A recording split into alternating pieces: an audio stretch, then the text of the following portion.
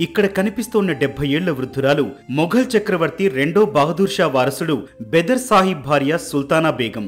ఆమె ఇప్పుడు కటిక పేదరికంలో ఉన్నారు. సుల్తానా బేగం తమ పూర్వీకుల వైభవాన్ని గుర్తు చేసుకుని కన్నీరు మున్నీరవుతున్నారు. సిపాయిల తిరుగుబాటు సమయంలో బహదూర్ షా బ్రిటిష్ వారికి ఎదురు తిరిగినట్లు చెప్పారు. ఈ క్రమంలో ఆయన తన సంపద మొత్తం పోగొట్టుకున్నారని సుల్తానా బేగం తెలిపారు. కానీ బ్రిటిష్ వారి ముందు మోకరిల్లి ఉంటే తమకు ఈ పరిస్థితి వచ్చేది కాదని చెప్పారు. ఆంగ్లేయులకు తలొగ్గి ఉంటే తమపై దేశద్రోహులనే ముద్ర పడేదని సుల్తానా బేగం అన్నారు.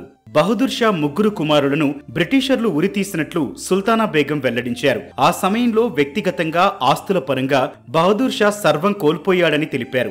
ఆనాడు వారు చేసిన పనికి నేడు తాము కటిక పేదరికం అనుభవిస్తున్నట్లు చెప్పారు. అయినా గర్వంగా ఉందన్నారు. పశ్చిమ బంగాల్ ప్రభుత్వం కొంత సాయం చేసిందన్న సుల్తానా బేగం మాజీ సీఎం జ్యోతి బసు అన్వర్ షా రోడ్ లో ఒక ఫ్లాట్ నిచ్చినట్టు తెలిపారు. అయితే పోకిరీల బెడదపై ఎన్నో మార్లు ఫిర్యాదు చేసినా పోలీసులు పట్టించుకోకపోవడంతో అనేక ప్రాంతాలు మారి చివరికి మురికివాడలో అద్దెకు దిగినట్లు ఆవేదన వ్యక్తం చేశారు. పెళ్లైన తర్వాత కూలీ పనులకు వెళ్లినట్లు చెప్పారు. తన భర్త పుస్తకాల బైండింగ్ షాప్ లో పనిచేసేవాడని తెలిపారు. అనేక విజ్ఞప్తుల తర్వాత స్పందించిన బెంగాల్ ప్రభుత్వం 2010లో 6,000 రూపాయల పెన్షన్ ఇచ్చేందుకు అంగీకరించినట్లు సుల్తానా బేగం తెలిపారు.